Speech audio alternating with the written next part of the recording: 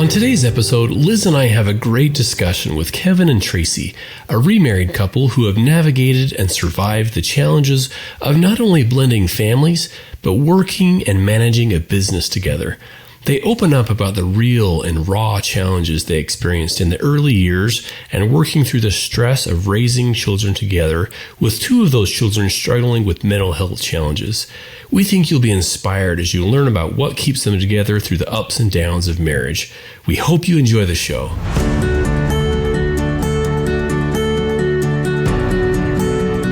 Hey friends, welcome to another episode of the Stronger Marriage Connection podcast. I'm Dr. Dave here at Utah State University Extension alongside Dr. Liz Hale. Well, psychologist Liz Hale. I can call you Dr. Liz. Liz, you help so many people. Together we're on this mission. We're trying to help as many people as we can have a stronger marriage connection. So we're giving them the tips and tools to help you create the marriage of your dreams. Today, Liz, I'm excited. This is going to be an awesome episode. We're going to learn so much. I can feel it already. Together, the couple today, Liz, they've experienced a challenging but inspiring journey of building a stronger remarriage and family. Kevin and Tracy Parr, welcome to the Stronger Marriage Connection podcast. Hello. Thanks for having us. Thanks for having us. We're glad to be here. Yes. Oh, so excited that you're here. First, thank you for your willingness to come on and share a bit about your journeys, both the ups and the downs. I think really people need to hear all about the ups and the downs because they can relate to those experiences. But I think some of your challenges and experiences will be helpful for many of our listeners who encounter their own struggles and opposition on their journey for hopeful marriage and even remarriage. So let me back up a bit and point out that you both work together, right? Managing a company called Grandma's Herbs down in St. George, Utah for nearly 20 years. So I have to ask, how has that been working? I mean, side by side, you're working together, you're managing this company. Some research suggests that working together in a business can bring its own ups and downs, its own challenges and unique experiences, even a stressor in marriage. So how have you managed that aspect of your lives? He looks at me. Maybe I'm the more stressed one. I don't know. Actually, it's been really easy for us. I don't know. I guess we're go against everything that they say. But actually, when we started working together, we started doing better. And I don't know if being around each other more, because since we kind of rushed into marriage, we did have to get to know each other. And that's a good way to get to know each other, to be locked in an office together. Yeah, that you're literally side by side. Is that right? In your home office. Other, yeah. Oh, fantastic. And you only went on 4 dates, I understand. You met in April, married in August.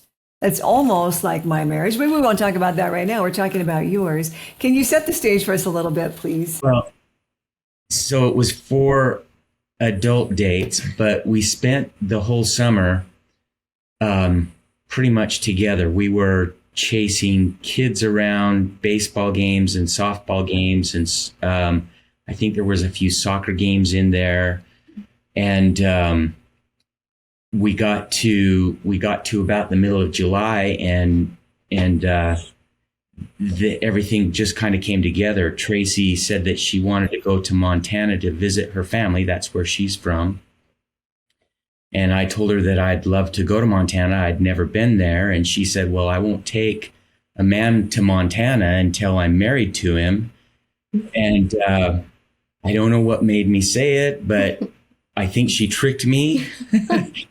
But I said, well, I'd love to go to Montana. And then she kind of turned on me and said, is that a proposal? Did I have that about right? Yeah, our perception's a little different, but that's pretty close. He said he tricked him. I say he tricked me, but nonetheless, it was whirlwind, and we just kind of both decided to go for it. So we did. So it was. What do you think it was that brought you together, Kevin and Tracy? What was it about Tracy, Kevin? What was it about Kevin, Tracy? What drew you? That you would say, after some pain of your first marriage is ending, right? That you would say, oh, this is really more of a match for me. Well, I guess I have to say that I married up, meaning she's kind of, I don't know, she's just better than I should have been able to attract, and smarter than I should have. I don't. Maybe I'm not smart. There's a lot of things that she kind of had to overlook with me, that, you know, I wasn't making the grade in a lot of her thoughts of what her next husband should be. I was very freshly out of a marriage. 1995 kind of went, in January, I was separated. In April, I was divorced. And I think we actually met in the beginning of May, not the end of April, but it was right in there somewhere. Then we spent the summer just chasing kids And each other. and August 4th we got married, and I don't know, it's been pretty good ever since then. That's lovely. So how many years marriage? Do the math for me. 28. Please. 28. Congratulations. Wow, that's So awesome. That's awesome. I had a few friends that thought that this was kind of a rebound thing for me, and I understand. I'm getting close to proving them wrong, I think. Yes, you are. Yeah. We're getting close to proving them wrong. How many Yeah. children did you blend together, my friends? Kevin had 2 and I had 1. I had the baby. So he had 2 older children and I had the baby. So when we got married, they were 10, 7, and 3. Wow. Okay. Yeah. Yeah. Now, you were told that if you could survive the first 5 years of remarriage and step family living, that you could make it. So what were those first few years like, as you remember back, right? As far as the challenges, and how did you overcome those challenges? Because you've mentioned things like parenting and trying to build a relationship bond at the same time. Tell us about that. The first couple years were quite a learning curve for the whole all 5 of us. Probably the biggest challenge was me trying to integrate into Kevin's older children. I was working full time when we met. We both were. Kevin was working 70 hours. And so it was kind of a struggle with trying to just work full time, both of us, and then try to get our family together. So I think our biggest challenge was, first off, communication, trust issues. It took about a year before I realized I needed to quit my job and be in the home. And so I started a little home-based business so that I could be at home with the kids. That was awesome until Kevin's children decided they didn't like that because they'd never had someone be in the home to, in their words, boss them around. And so, but it's really what needed. We were able to give them some stability and some just, ways that each day we had our regimen that we did. And as much as they fought it, it just really helped them. And it helped us as well. So that, I wasn't working all day and dead tired by the time he came home. Our biggest challenges were the children all feeling that, my son was kind of an only child, and then all of a sudden he had to share me. Kevin's kids, they had a new mom that, they weren't too sure about. So I think our biggest challenges were the trust issues and trying to overcome just, I had to try to live up to what they felt I should be as a mom. And my son was young enough that instantly he was, this was dad instantly. I kind of had to earn my spot, if that makes sense. How did you do that? How did you do that, Tracy? And looking back, and was discipline? Did you handle disciplining your son, and then Kevin, you disciplined your 2? Disciplined, i.e., coached, whatever the word is. I think it's probably we both. I mean, we had a lot of discussions that were away from the kids about our different parenting styles, but in front of the kids, we were pretty united in in what our goals were. I think that was too one of the, you asked us earlier about what brought us together. And I think that was one of the attractants that we had to each other, is that we both came from marriages that were, they had, our spouses thought that there were other places that they could go for some of their physical needs. And I think that we both broke it down pretty simply. You know, we both wanted to be a parent, a mother and a father, and we both wanted to be married, and we both wanted to have our kids come up in a stable, more traditional kind of a household.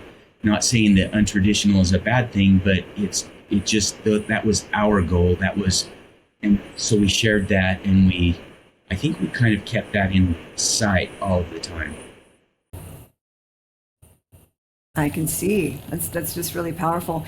You know, the research says that children experience intense challenges, right? And when they experience intense challenges, it creates a lot of stress for a family. So you didn't just have this beautifully blended family, Kevin and Tracy. You also had a child who struggled with ADHD and a child who was diagnosed with paranoid schizophrenia in college. How did you manage that stress as a couple? And please, what tips do you have for the couples who have children who struggle with mental health challenges? If it weren't hard enough already. Right. Our oldest son, Adam, he's the one that struggled with ADHD, and it hit him about puberty age. And he and I kind of clashed quite often as that happened. And, you know, for me, a little backstory on me, I could not have my own children. My youngest son is adopted. And so when I ended up being a single mom with one child, I did not want him to be an only child. So for me, finding someone that had custody and raising his children was a bonus for me. And I think it was a little easier for me to be able to be patient with Sammy and Adam because I couldn't have my own children. So all my children literally been given to me. So I think for me personally, that was helpful to not allow Adam to literally try to drive me out of the home. And tell me to leave often. And he gave it a try. Yeah, he gave me a try to get me to leave. But I just so desperately wanted to have that family life. And I knew he wanted it too. And so there were many times in the battle and the heat that all I could do and all I did do when allowed was just hug him. That was it. It was just my only way to try to let him know I'm here without words. So one of the things I think that Adam was fighting against was her consistency in the home. Prior to that, nothing was consistent.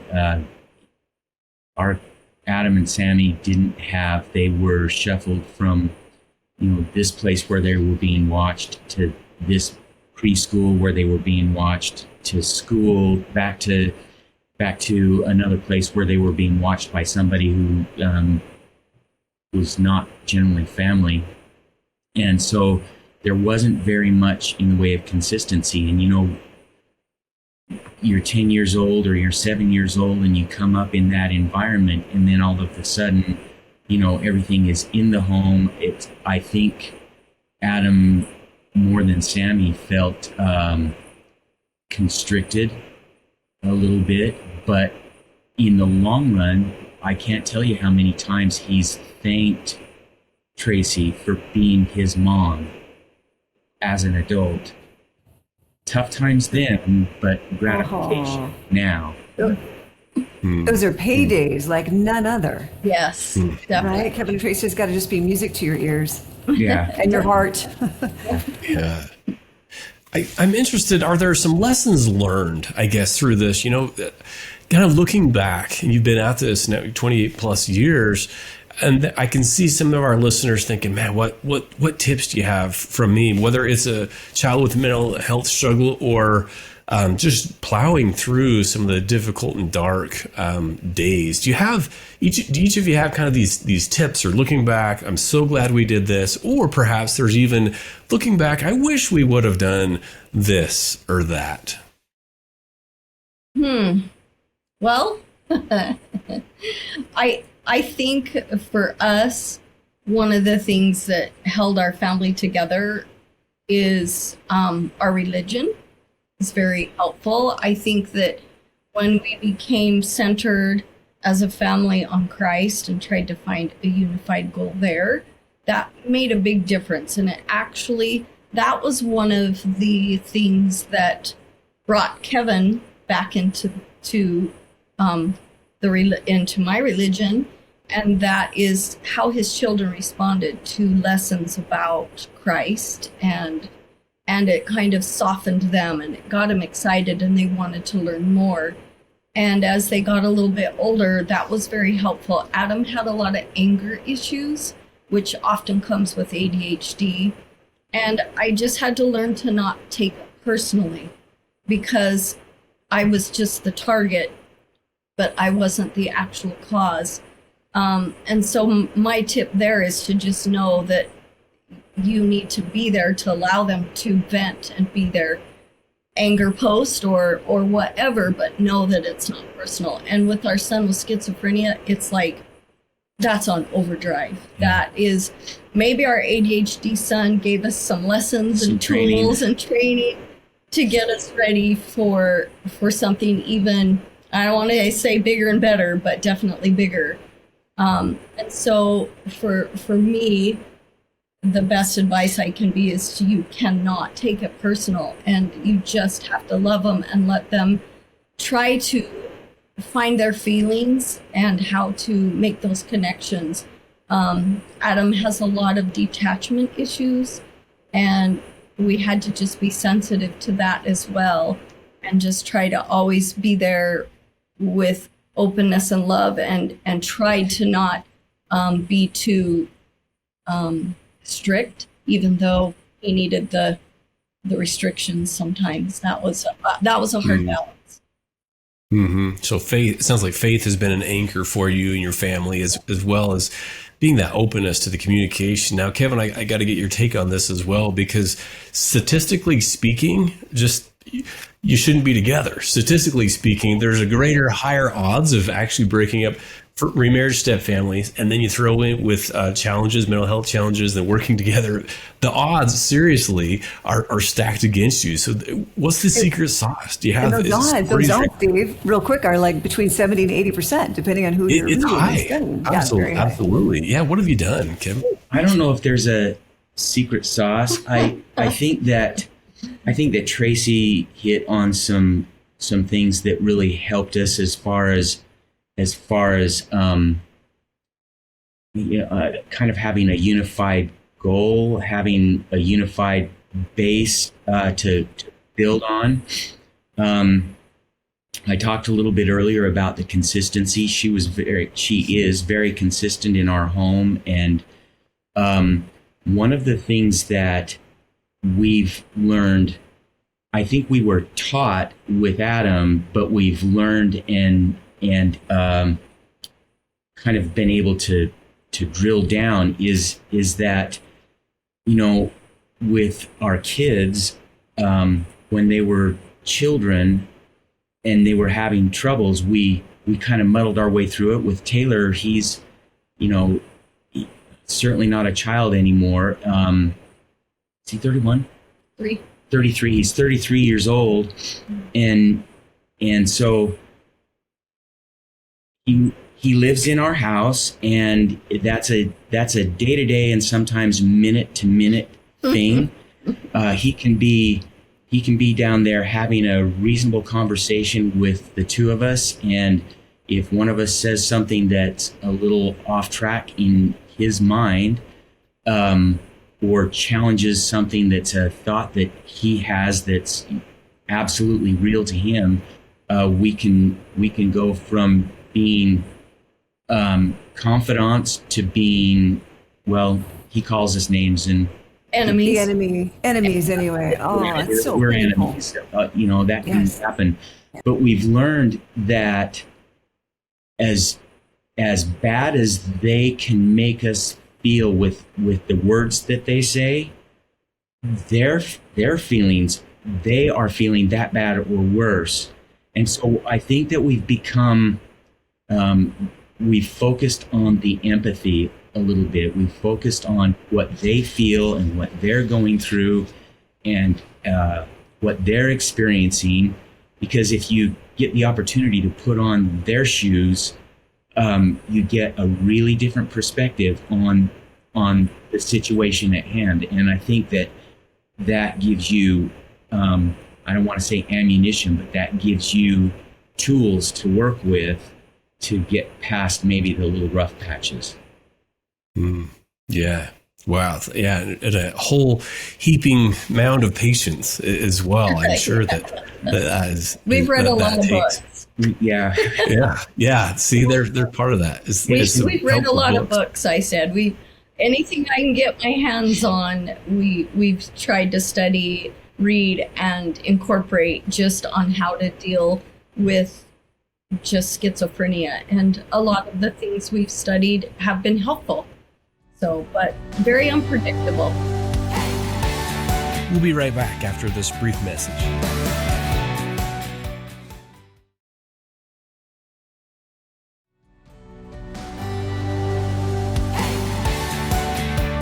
And we're back. Well, let's dive right in. Yeah. Well, that's a great tip in and of itself, is to reach out for resources, whether it's a counselor or books or professional or faith, but reaching out to, I call it relationships and resources that you've done. I have to ask this question. Did you ever have times of doubt? Did either of you ever feel like, surely you did at some point, like, is this exactly what I signed up for, right? This isn't quite what I had in mind when I said yes to this. How did you work through some of those doubts or difficult and dark days? Yes, there were the first 5 years, probably within the first 5 years, there was probably 5 times. When we first got married, we said, this is it, no matter what. No going back. We're in it to do it and battle through it, basically. But since we both kind of came from different backgrounds, as all married couples do, I was raised very strict in LDS religion, and Kevin was raised in it loosely, and wasn't at all active. In fact, yeah. So when it came down, those were my colorful days. Those were, yes. So when it came down to parenting our kids, our backgrounds were different, and so our choices were different, and so it always came down to that. Probably our biggest challenges for us were through the kids and just through raising the kids. And so one of the bigger ones we had was whether or not our children got to choose to go to church. And Kevin got to choose. One. Yes, it is. Kevin got to choose. I did not. And so I asked him, I said, okay, how many of you kids still go to church if you didn't get to choose? Well, none of us. I said, oh, okay.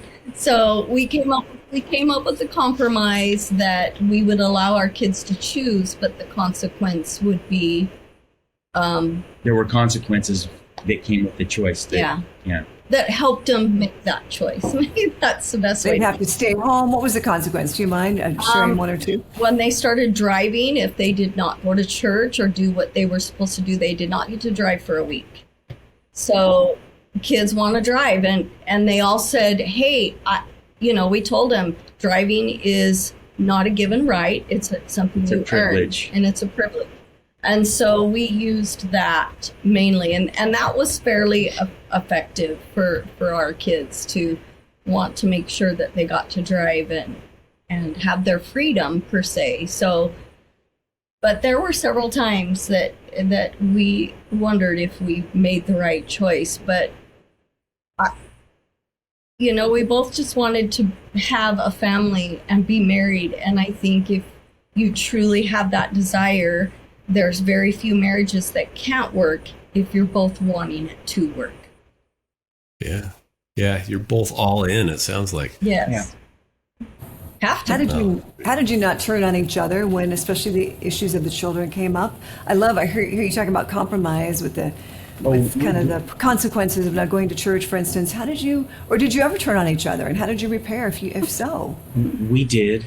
I mean, it's honest. We did turn on each other, and we had some, in those first probably 5 years or so, we had some hellacious battles. They were sometimes right to the border where they're ferocious, but eventually you work through the issues and the escalation of voice and hand gestures and all of those things settle back down, and you get to the actual problem and you work towards that or through that actual problem. And every now and then we just had to figure that it was okay to completely, totally disagree about something and table it for a while. Agree to disagree. We've done that often in the first 5 years especially. And still just kind of agree to disagree and then let it go, because women as a rule like to bring things back up, and so when we agreed to disagree, I had to agree to let it go. So Kevin was probably better at that than I was, but we also had the exes influence, and Kevin's ex-wife was a huge influence, and that was some of our battles, was how to handle allowing the kids be exposed to some of the things she was doing. And so that was another, I was taking the mama bear approach and and that's not always the best approach when you're trying to work with adults also. Right. So in that case, did Kevin kind of lead the way then, because they were his biological children, for instance? Yes, he did. I just finally said, well, it's your ex-wife, it's their mom, and so he was the one that had to deal with that. And we never, ever, ever to this day have badmouthed either of our exes within our marriage. It's not healthy for the kids. So we always tried to make sure that they got their own view of their other sides. And that was hard. I must admit, it was hard for both of us sometimes to not say negative things, but we have not, and we did not. And it actually turned out to be great. The kids were able to, build their own relationship with their other parents, whether it be good or bad. There's no point in poisoning a relationship. Kids can't have love from too many people. Even if some of what's going on is not healthy for them, kids are smart. They'll eventually begin to understand, but their relationship with our kids' relationship with our exes was our exes and our kids' responsibility, not our responsibility. We had enough to deal with our relationship and our relationships with them. We didn't have to try to manage that too. Yeah. Good for you. It was kind of interesting. Oh, sorry. It was interesting to kind of be able to step back. We just told all of our kids that, if they were feeling bad about having more than one parent, we always tried to stress that it was just more people to love them and more people to embrace them and more people to cheer them on. And so we tried pretty hard to take that approach, even though I didn't feel it sometimes. That is the approach that we tried to take with our kids. That is very honest of you. So are you all together sometimes at events then? Yes. Your ex-spouses and fact, we were just all together at a soccer game for one of our grandkids. Was it Saturday? My ex-husband, he lives up by you. He lives up north in Salt Lake area. So he would come for major events but not often. And but Kevin's ex-wife lives here, and so we saw her quite often. She did have her reactions to some things were just super over the top, and so it confused the kids when they were younger at first, and then it became this battle between her and I in front of the children, and so that was the last thing we wanted to do. And so we only tried that a few times, and it didn't work out well, but we did try. Yeah. And how did you heal that? How did you heal that, Tracy? You know, I had to just kind of let go of any thing that I felt threatened by.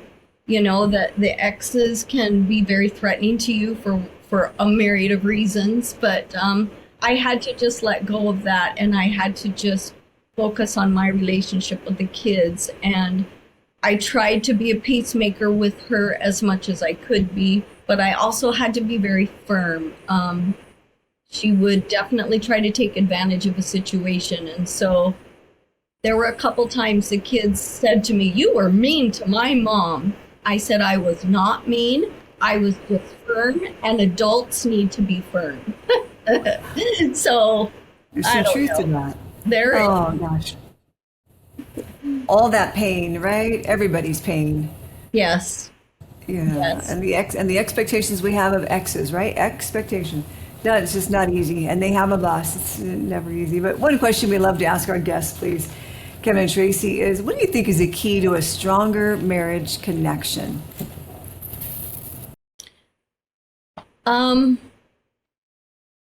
For Kevin and I feel not only do we work together, but we do everything together. And we do have friends that we kind of go our separate ways with, but not very often. I feel that you need to, for me, stay connected with your spouse in all the things that you do. Not that you can't have extra interests, but you know, we just stay connected by being by each other and connected and very grounded in what we both our goals. And I don't know, for us it's just been, we literally enjoy and love being around each other all day long and on vacation. People ask us, "You go on vacation?" I'm like, well, yeah, we have to have fun and work. So we are just together all the time. We were on one vacation and we got the nickname of Velcro. Oh, Kevin was Vel and I was Crow because that's hilarious. I think that's a compliment. Very nice compliment, I think. because we sat by each other, we touched each other, we were always by it, and several people noticed that, so it was funny. That was actually on a small sailboat. There were 4 couples, and then the captain and the first mate, who were also a couple. So there were 5 couples on this catamaran sailboat, and it was a good journey. It was a good trip. I think we didn't know any of the other couples. They didn't know us. So that's, yeah. That left a lasting impression, without a doubt. Well, we hope so. I hope so. The one person did ask us, why are you guys around each other so much? And my answer was just because he's my anchor. He's my anchor. He's my support. And, what a great thing to have is your support, your love, and your anchor by you all the time for me. Yeah, so powerful. Happy for you. Yeah. Yeah. Kevin, your perspective as far as the key to a stronger marriage connection? Well, I think that it comes quite a lot from compromise as well. I think that we don't have a hard time expressing what our desires are, not anymore. They're so close to the same that we don't have to worry about it too much. But I'm more of an athletic person. She's more of an artistic person. We do athletic and artistic things together as much as we can. So we kind of compromise and we support each other. She sings in a choir. I go watch whenever there's a performance. In fact, I don't think I've missed one, have I? No. And then whenever it is that I don't do anything competitively anymore, but whenever I was doing something kind of competitive, she was always there for that too. So it's been it does this a lot. I don't know how it ebbs and flows, but and when she's flowing, I'm ebbing, and when I'm flowing, she's ebbing, and so we work our way through together. Yeah. Yeah, that compromise, that's key to a stronger marriage connection. Let me ask you, what's your takeaway from our discussion today? If there's a message that you hope, you want our listeners to remember, what would that be? That you can make anything work you have the desire for. I feel that most people genuinely want to be married. They want to have that connection. And if you have that desire, then do what it takes to keep that connection and to keep that relationship. It's possible. And we are happy and we have a great life, and it's been a lot of work, but the reward outweighs all of the work that we've had to put into it. And so just work at it because you deserve the reward. Oh, I love that. Kevin, what about you? She stole my answer. I think the only thing that I could add to that is we talked a little bit earlier about how we kind of learned to put our kids' shoes on or see things from their perspective a little bit. I think that would be an important takeaway in any relationship, probably marital more than any other relationship, is try to view the situation from the other side of the fence, or the other set of shoes, or other hat, or however you want to say that, because that other perspective gives you perspective, and like I said, gives you tools to work with so that you can get past whatever little issues are working out.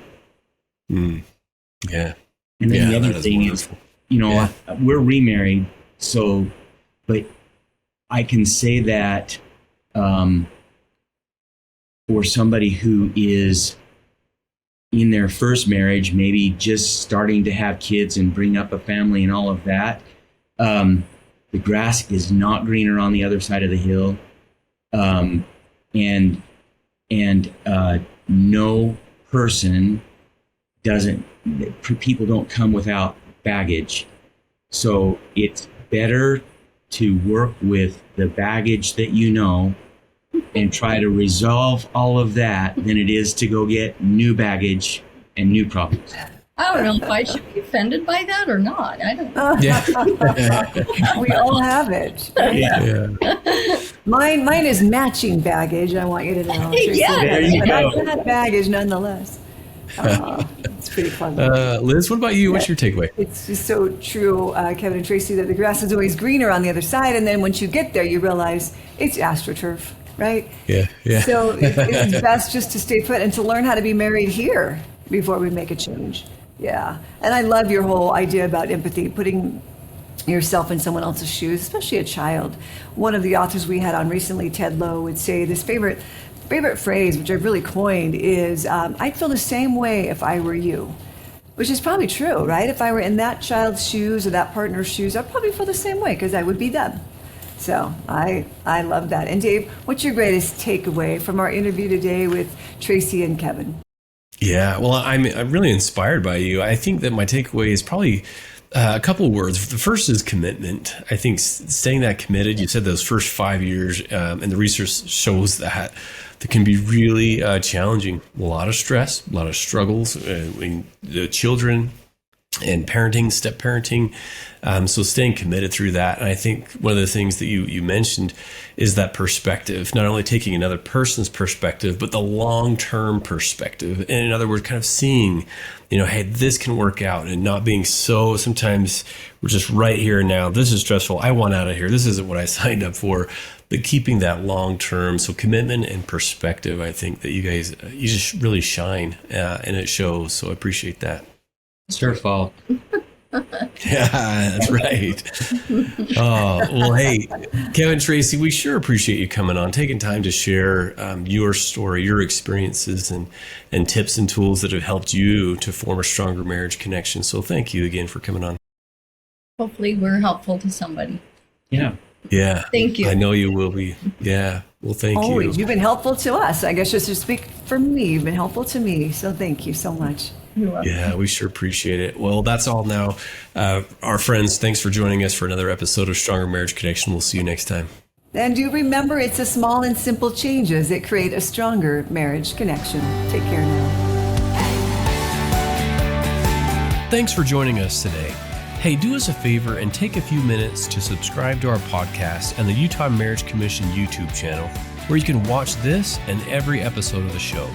When you hit the like button and leave a comment, your feedback helps us improve the show. And don't forget to share this episode with a friend. You can also follow and connect with us on Instagram at Stronger Marriage Life and on Facebook at Stronger Marriage. Be sure to share with us what topics you want us to explore or what you loved about today's episode. If you want even more resources to improve your relationship connection, visit our website at strongermarriage.org, where you'll find free workshops, webinars, relationship surveys, and more. Each episode of Stronger Marriage Connection is hosted and sponsored by the Utah Marriage Commission at Utah State University. And finally, a big thanks to our producers Rex Polanis and Alexis Alcott and the team at Utah State University. And you, our audience, you make this show possible.